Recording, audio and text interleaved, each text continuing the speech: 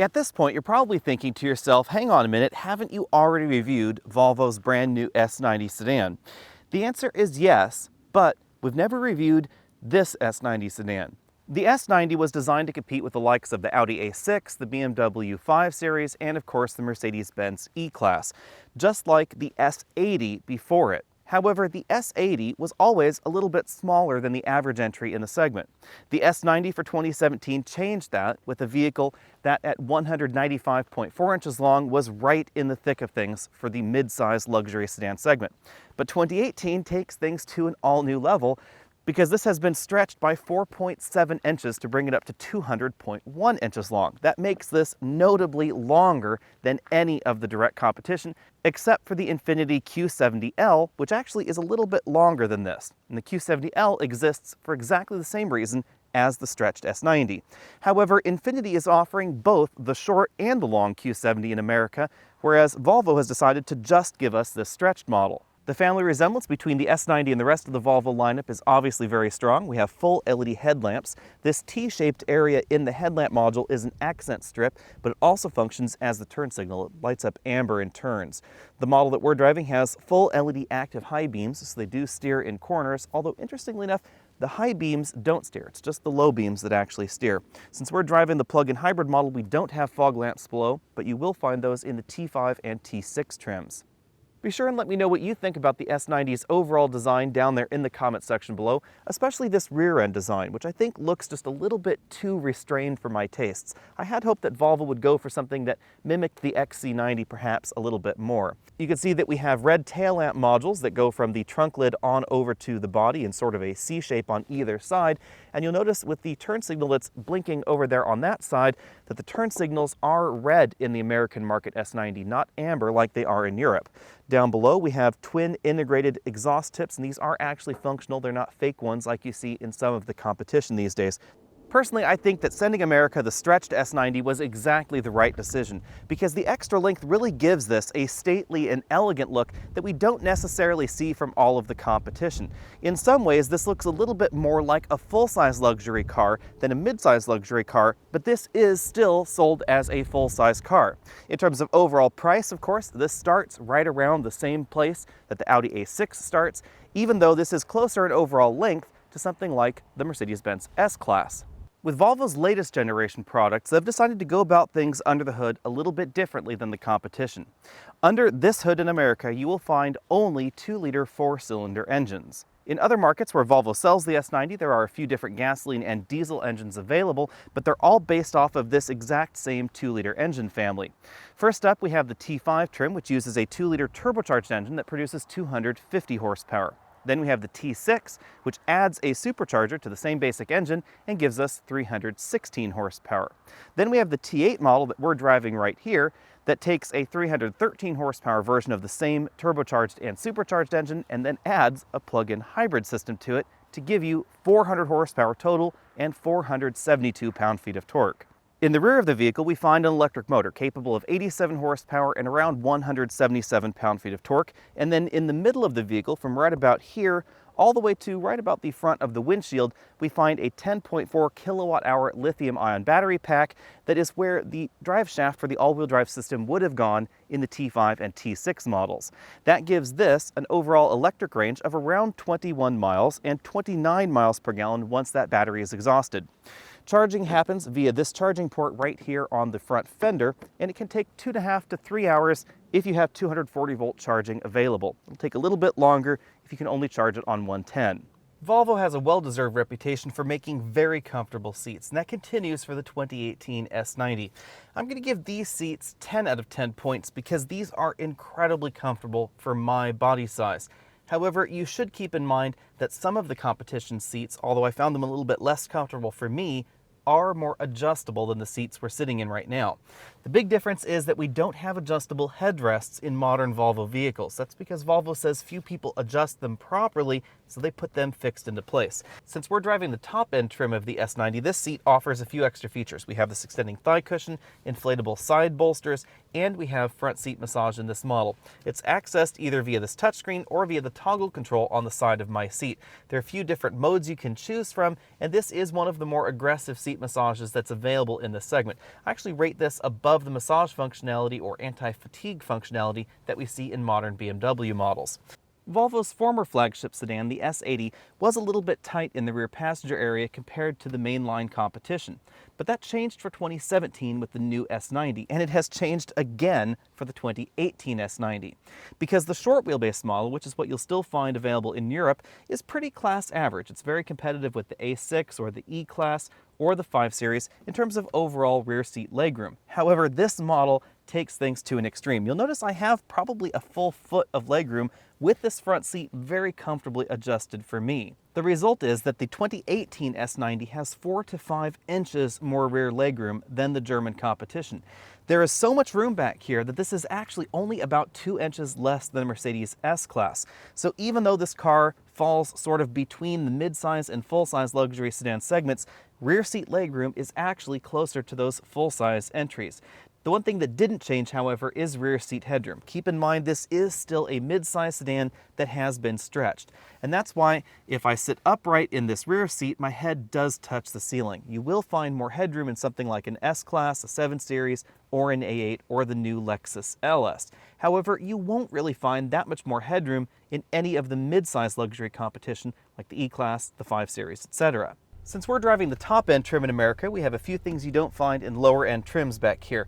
For instance, we have those rear window shades that I showed you earlier. I have the ability to control the sunroof and the sunroof shade from back here on the right side of the vehicle, not the left side, mind you. And I can also raise and lower the rear window shade. And if I wanted a little bit more legroom, I can move the front seat up and out of the way, so that way I can stretch out back here. This is something that we typically find in more full-size luxury sedans in America. Now, on the downside, we don't have some of the more advanced features that we find in the S90 Excellence in China. For instance, that model has available rear passenger massage, and we have a much fancier thing going on because they actually take out this front passenger seat. The other area that Volvo did not touch when lengthening the S90, of course, is the trunk, because again, all that space went back there to the rear seats. That means that we still have a 13.5 cubic foot trunk. This is a little bit bigger than the Mercedes-Benz E-Class, a little bit smaller than the 5 Series, but definitely not in the same category as a full-size luxury sedan. If we lift up the cargo area load floor, you'll notice that we don't have a spare tire under here. That's pretty normal for a modern luxury car. Instead, we have a little tray right there, which gives you your tire iron, your jack, can of Fix-A-Flat, and the inflator kit. As we look around the interior, keep in mind that we are in the top-end inscription trim, so we have leather sun visors, the suede headliner. The B-pillar right there in black is also a suede material. As you'd expect out of a luxury car that can reach nearly $80,000, the front doors are entirely soft touch material. We have a stitched leather upper section of the doors, real wood trim going on there, metal speaker grills over here. We do have the optional Bowers & Wilkins sound system in this vehicle. More stitch materials for this brown section, including that armrest, and of course, this entire area right down there around the bottle holder. As you'd expect from a vehicle in this category, the rear doors are trimmed with the same attention to detail as the front doors. So we have stitched leather on the upper section, real wood trim, more stitch materials going down the door, and those stitch materials also include the bottle holder right down there at the bottom. The premium materials and the high level of attention to detail continue on over to the dashboard, where we find more of that real wood trim, more of that leather right there. The entire top of the dashboard is stitched leather. Now we do find some injection molded plastics lower. So this small section right here between the wood trim and the leather dashboard is actually an injection molded component. And then we find some soft touch plastics lower on the dashboard, right around the glove compartment, which is a very large bin style compartment. It was very easily able to put a large tablet computer inside. Volvo's latest software supports Apple CarPlay and Android Auto by default. You don't have to add this as an option later. It operates in this section of the 9-inch touchscreen, so that way you still have access to the controls for your quad zone climate control system, heated seats, heated steering wheel, ventilated seats, that sort of thing.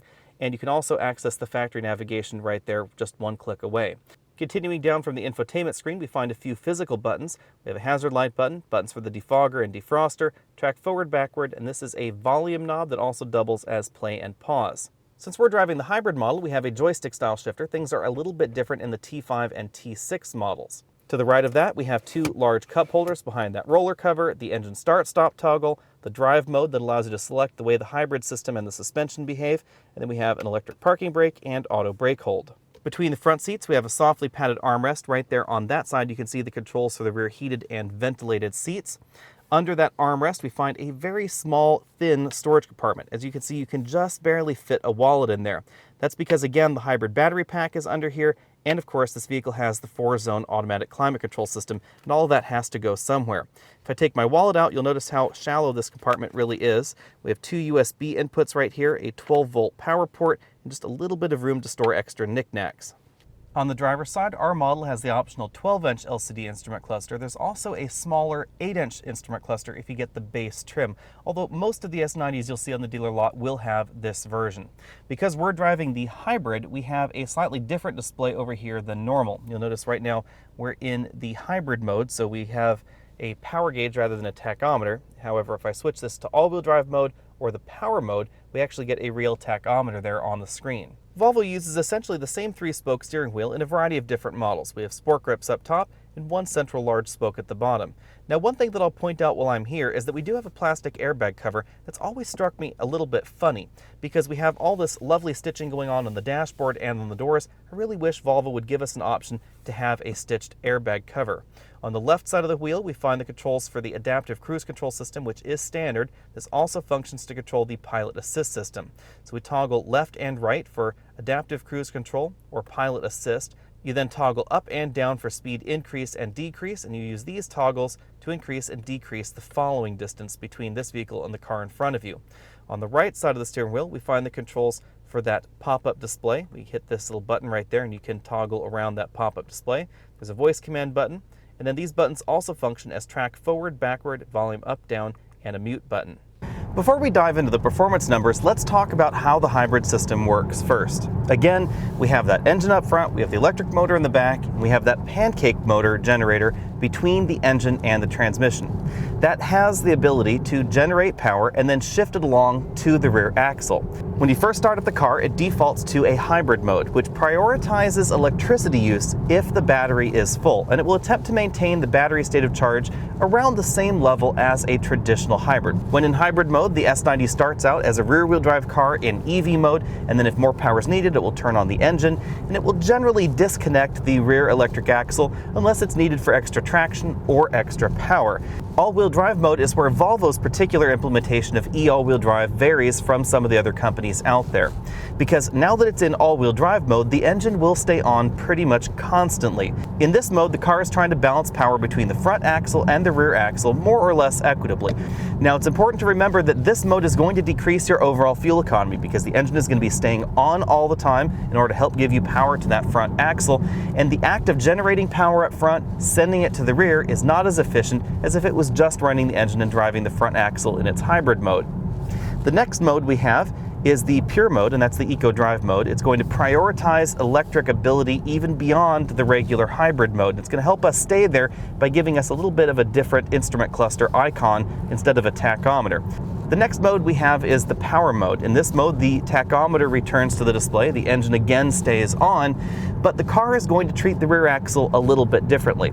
As I go around some of these sweeping corners, I'm not requesting full engine power, but the car is sending perhaps a little bit more power to the rear axle than the front axle to help give this a slight rear power bias. Now let's get to the performance numbers. Obviously, with 400 horsepower under the hood, this is the fastest S90 you can buy. That's right about the same 0 to 60 time as a BMW 540i and a little bit slower than an E43 AMG. But keep in mind that the price tag on the S90 T8 is actually a little bit lower than most of the competition that goes 0 to 60 about the same speed. Thanks to the electric motors in this car, 0 to 30 times as well as passing maneuvers are particularly brisk.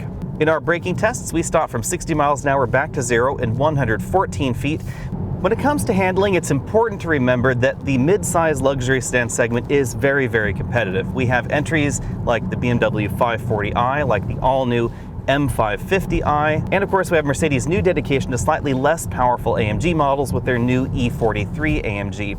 The E43 AMG and the 540i, depending on the trim, will handle a little bit better than this, and of course the M550i is definitely going to outhandle the S90. But the S90 is no slouch, especially thanks to this electric all-wheel drive system and the way that it can really drive that rear axle differently. You can go much faster on your favorite winding mountain road than you ever thought you'd be able to in a hybrid. Now obviously handling does change a little bit if I were to put this into its regular hybrid mode, because the car is going to be a little bit less aggressive at putting power to that rear axle. And of course this has an adaptive suspension, so the suspension is going to get a little bit softer. You'll definitely notice a little bit more hop and bound there. It's also important to remember that this hybrid model is heavier than the regular S90. This model tips the scale right around 4,600 pounds, which is about 700 pounds heavier than the base S90 model, and a decent number of pounds heavier than a BMW 540i or an E43. The model that we're driving has an adaptive suspension with airbags in the rear. This is not a full air suspension, however, like we see in some of the competition. The air suspension in the rear is simply used for load leveling. This does have more traditional adaptive dampers. However, because of the low-profile tires and, of course, the sporty mission of the S90 T8, I'm going to have to give the overall ride score an A-, because you will find more supple rides in something like a Mercedes-Benz E-Class in more mainline trims. In our cabin noise test at 50 miles an hour, we recorded 70 decibels, which means this is just a hair louder than certain BMW 5 Series or Mercedes E-Class models, but it's very comparable to the Lexus or the Infiniti. If you're looking for the most efficient car in this category, that would be the Lexus GS Hybrid. You can easily get over 30 miles per gallon without trying too hard in that model. Of course, it is going to be about 1.3 seconds slower 0 to 60 than this. BMW's 530e also impressed me when it came to overall fuel economy, but yet again, it's about 1.3 seconds slower than the model that we're driving. The Infiniti Q70 Hybrid is a little bit faster, but it is still a full second behind what we're driving right here, and that is again thanks to the massive amount of power we get out of this turbocharged, supercharged plug-in hybrid system. Over a week of mixed driving and driving the S90 just as a regular hybrid without plugging it in at all, we've averaged around 28.5 miles per gallon. That's just a hair lower than what the EPA says. However, we have been driving this fairly aggressively, and I have been spending an awful lot of time in power mode, which, as I said before, is definitely less efficient than the regular hybrid mode or the pure drive mode, but it's an awful lot more fun. Based on my testing so far, if you were to drive the S90 all the time in the power mode, your average fuel economy without plugging it in is probably going to end up around 24 or maybe 25 miles per gallon. Although that is still higher than we see in the E43 AMG or the 540i, it's not as impressive as if you were to leave this in the hybrid mode, of course. Overall electric efficiency falls behind many dedicated EVs out on the market, but that's not unique to the S90, of course, because many plug-in hybrids fall behind regular pure EVs because everything that has to go into making this a plug-in hybrid. We have a gasoline engine, all that added extra weight up there, etc., and that does decrease electric efficiency. However, we were able to get 20 miles or so of EV range out of this car as long as you treat it fairly gently. If you start trying to climb a hill, or if you command a lot of cabin heat, it is going to need to turn on the gasoline engine in order to help things out. Volvo has always marched to a different drummer, and the S90 is a perfect example because there is no vehicle in this segment like the S90 T8. This handles exceptionally well, although not quite as well as the Germans, but it still has a very solid and very confident feel to it. And of course, an incredible amount of power from this plug-in hybrid system. Perhaps even more impressive is when you compare this against BMW's 530e plug-in hybrid. We actually get better electric range, better fuel economy, and considerably better performance out of the Volvo than out of that BMW. For 2018, Volvo has decided to make the S90 very well equipped in the United States. Things start out at $48,100 for the T5 model, but it comes with a ton of standard equipment. Volvo's latest active safety systems, including their radar adaptive cruise control and their semi-autonomous driving, is standard. LED headlamps are standard. The panoramic moonroof is standard. Of course, the stretched body is also standard, as is leather upholstery, rear wood trim, and the four-way adjustable lumbar support. Those are all things that we typically find as options on many of the luxury entries. If you want the plug-in hybrid model that we were driving, that starts at $63,650 for the Momentum trim. There's also the Inscription trim that starts at $68,150, and that gets you the 4-zone climate control, the larger LCD instrument cluster that you saw in this video, steering headlamps, the larger tires, upgraded leather on the seats, the leather dashboard, and of course the rear sunshades. If you add everything to that S90 Inscription that's available, you'll end up right around $82,000. Now, because the S90 T8 is a plug-in hybrid, it qualifies for a $5,000 federal tax rebate, and that could drop the base price down to $58,650. So it's obvious that this is not the same kind of vehicle as a BMW 530e, because that is significantly less expensive. However, the S90 is less expensive than many of its direct competitors when you start taking a look at the performance options in this segment. An E43 AMG, for instance, starts at $71,600, and even a Lexus GS 450h starts at $63,635. The S90 is definitely targeted at someone that wants extra room in the back seat and a really well-appointed interior. If you plan on putting child seats, for instance, in the back of your mid-sized luxury sedan, the S90 is going to do that an awful lot better than a 5 Series or an E-Class. If you want to put a child seat, especially a rear-facing model, in your luxury sedan, and then you want to be able to comfortably sit in front of it, the extra legroom that we see in the S90 really pays dividends. Before we move on, I should comment that reliability is a question mark for the S90. We don't really know where this model will land in the luxury landscape because it's a little too early to tell. It's important to remember that it takes a while for reliability statistics to be collected and then calculated. And that's why we're just now starting to see the reliability numbers for 2016 XC90s. And of course, we're onto the 2018 model year. So it could be that Volvo has solved a lot of these problems, but we won't really know for perhaps another 12 months or so. With that, let's move along to the Mercedes-Benz E-Class, which is obviously a direct competitor to the S90. At this moment in time, there is no plug-in hybrid E-Class in America. That means that the models that compete with the S90 would be the E300 at the base and the E43 at the top. Nestled right in the middle, we have the E400, which uses a very similar engine to the E43 that produces less power. Now that goes from 0 to 60 slower than the S90 T8, but it is going to be more expensive, and depending on how you configure it, it could actually be up to $13,000 more expensive than a comparably equipped S90, and it will still be slower and have less space in the back seat. On the flip side, the E-Class is definitely very well put together. It has an interior that easily matches and in some areas exceeds what we see in the S90, but you're definitely going to pay for that extra interior refinement. When it comes to dynamics, it depends on exactly how you've configured your E-Class. Comparably priced, the Volvo will outhandle and outperform the E-Class. However, you can get higher performing and better handling models of the E that would be more expensive than the Volvo. If you want to go faster than the S90 T8, we have the E43 AMG, which I really like in this segment. On the downside, it's going to cost you about $20,000 more than a comparably equipped S90, and it's only going to get you 0 to 60 a hair faster. It also won't let you get into the carpool lane all by yourself, it won't have a tax credit, and the fuel economy is definitely going to be below the Volvo. Next up, we have the BMW 5 Series, and in kind of an interesting twist, the plug-in hybrid is actually the least expensive 5 Series at $47,560 after its federal tax credit. In many ways, that means that the S90 T5 is perhaps the better competitor to the 530e, but of course it is a plug-in hybrid and so is the T8. Although the Volvo is about $10,000 more than the 530e, we get performance that is considerably better. We also get the extra room and a ton of extra feature content that we don't find in that base 530e.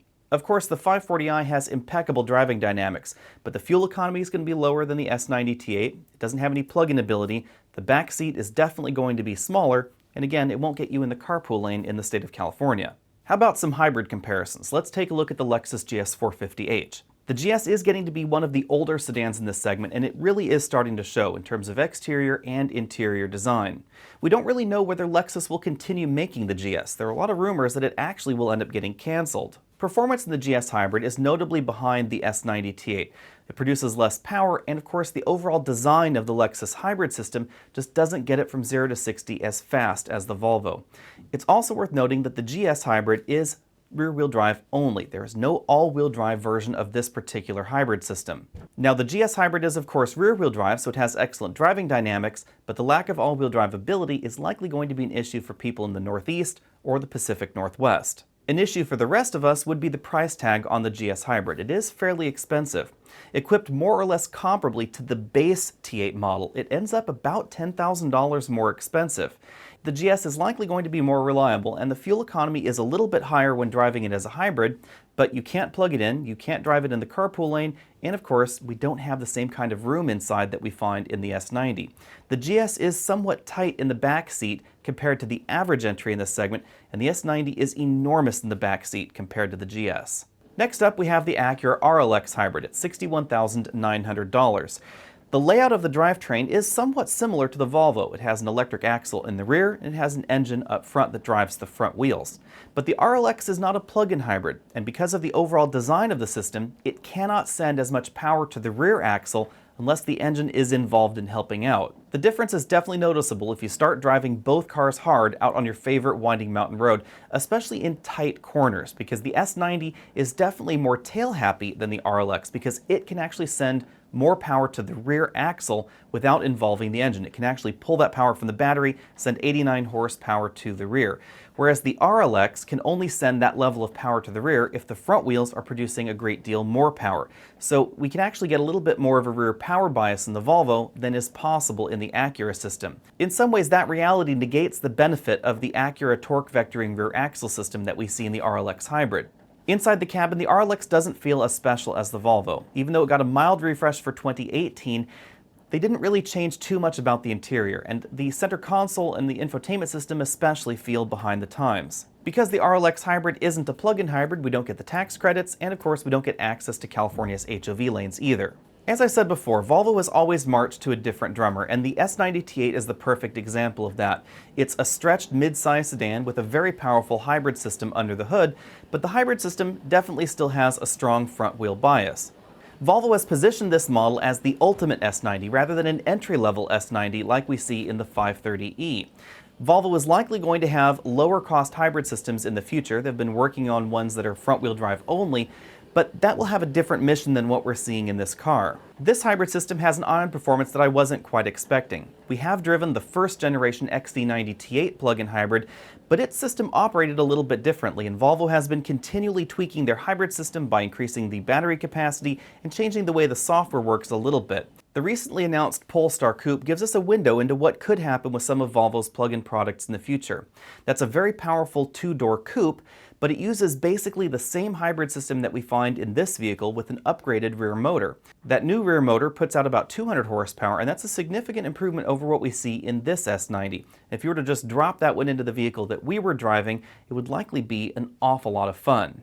The bottom line with the S90 for 2018 is that it's a good-looking, comfortable luxury sedan with an awful lot of room in the back and a really surprising hybrid system. It's also the option that's a little bit off the beaten path, so if that's something you're looking for, definitely put the S90 on your shopping list. I would also say put the E43 AMG on your shopping list. It's the budget AMG, so it's not as powerful obviously as the E63. It's not an M5 competitor, but it is a little bit more special than the E400, and it also is an awful lot of fun to drive. It's just not going to have the same kind of room in the back, and it's going to be considerably more expensive than the Volvo. Be sure to click on over to facebook.com/AlexandAutos. Head over to patreon.com if you want to support this channel, and I hope you do, and I'll see you next week.